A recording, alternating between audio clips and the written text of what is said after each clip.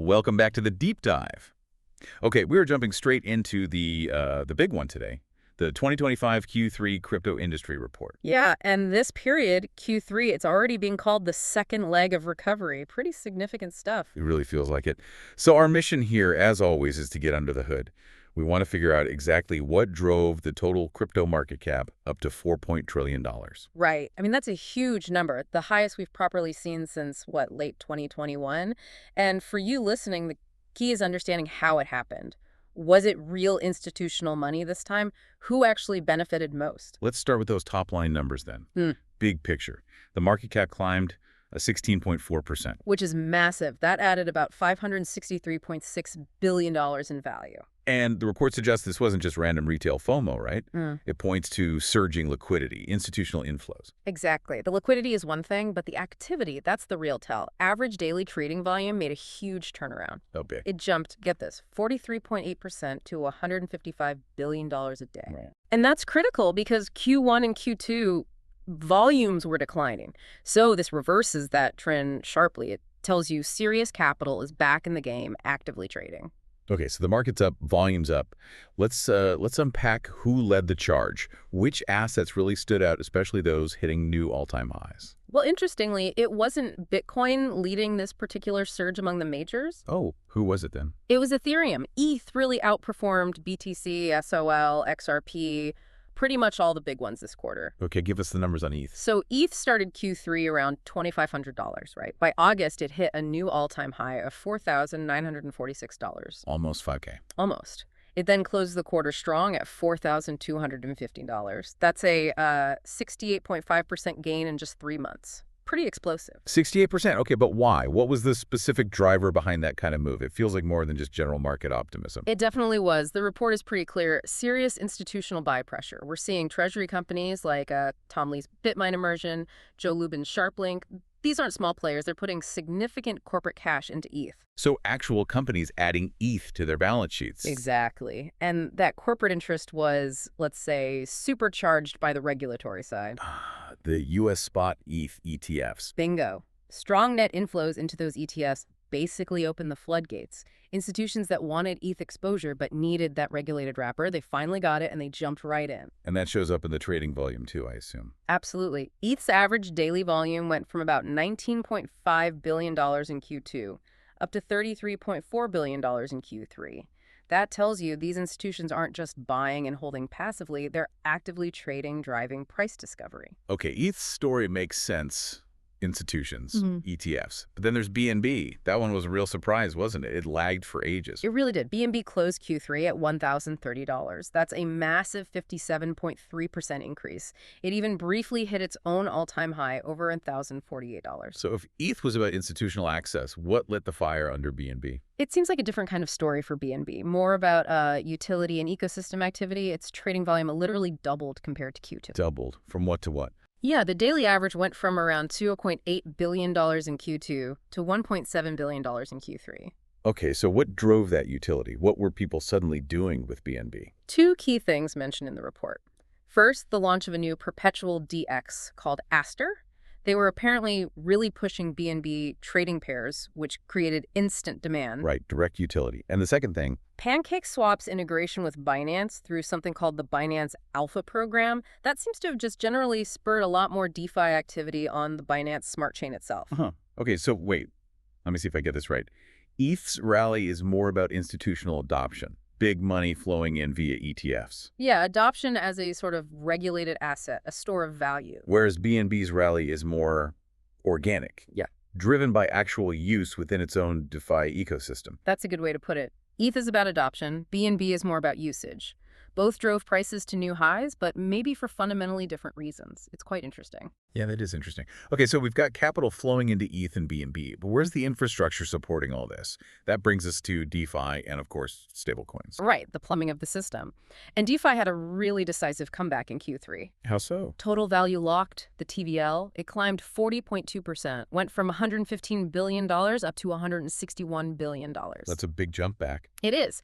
And importantly, DeFi's slice of the total crypto market grew too. It went from 3.3% in Q2 up to 4.0% in Q3. So it's reclaiming its importance relative to other sectors. Capital's flowing back into yield and decentralized apps. And the report ties this directly to some specific tokens, right? Yeah, it mentions that the peak DeFi market cap in Q3, which hit $181 billion, was boosted quite a bit by newly launched tokens from some of those perpetual DEXes we just talked about, Avantis and Aster. Okay, so new DeFi activity driving value.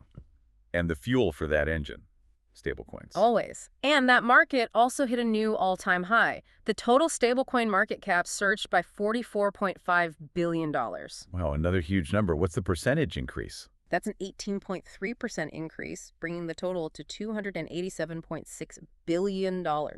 That's just a massive pool of liquidity sitting there ready to be deployed into DeFi or other assets. But the dynamics within the stablecoin space are shifting, aren't they? It's not just Tether anymore. Not at all. That's one of the really interesting takeaways. Tether, USDT, yes, it added the most in absolute dollars, about $17 billion. Did it? But its market share actually shrank, fell from 65% down to 61%.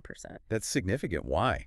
Are competitors growing faster? Much faster. This is maybe the first real sustained challenge to Tether's dominance we've seen in a while. And the main driver of that challenge is Athena's USD. Right, the synthetic dollar. What were its growth numbers? USD was the leader by far in percentage terms. It grew an incredible 177.8%. Ooh. Yeah, added $9.4 billion in market cap. That growth pushed it past USDS to become the third largest stablecoin. Its market share went from just 2% up to 5%. So a newcomer basically tripled its market share in a quarter. That raises big questions about whether those older reserve-backed models can keep up with these newer synthetics, especially if USD keeps capturing that new inflow. Exactly. It's a major dynamic to watch. Can USDT hold on? Okay, so liquidity's back. Institutions like ETH, USD is surging. Where did all this trading actually happen? Let's look at the exchanges, CEX versus DEX. All right, starting with the centralized exchanges, the CEXs. Spot trading volume grew nicely, up 31.6% compared to Q2, hit $5.1 trillion total for the quarter. $5.1 trillion. That sounds huge, but how does it compare to earlier this year? Good question. It's actually still a bit below Q1's volume, which was $5.3 trillion. So strong recovery, but not quite back to the peak volumes of early 2025. And who's winning the CEX game? Is Binance still dominant? Oh, yeah.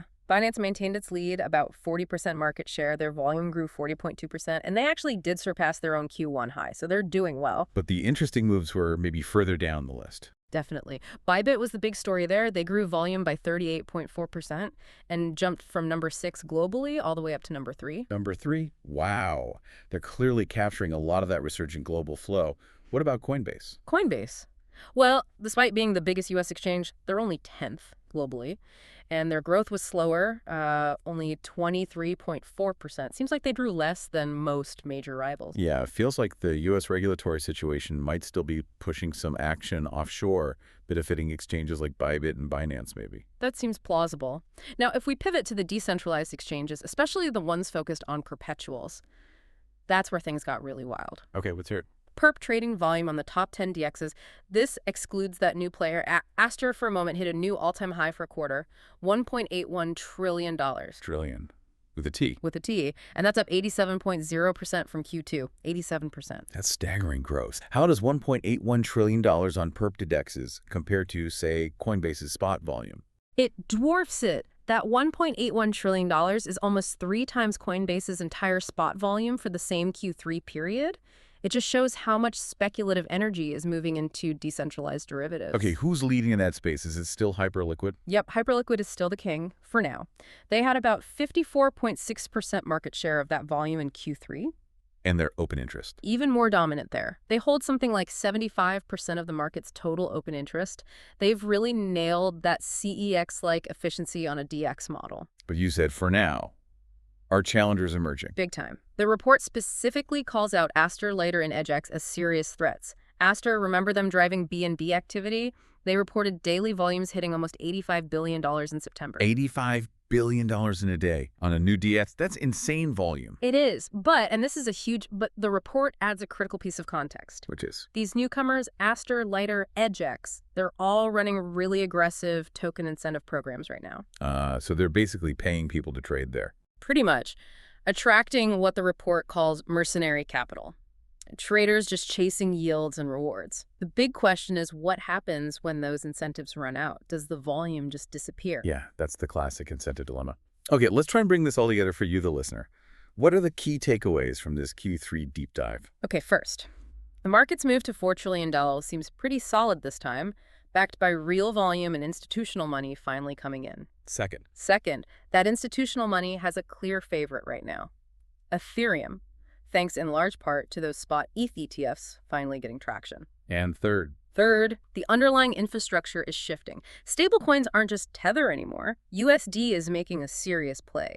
And decentralized perps are absolutely exploding, stealing huge chunks of volume from CEXs. all right, that sets us up nicely for our final provocative thought, something for you to consider as we head into Q4. Think about those new perp DEX challengers, Aster, Lighter, EdgeX, and their massive incentive-driven volume.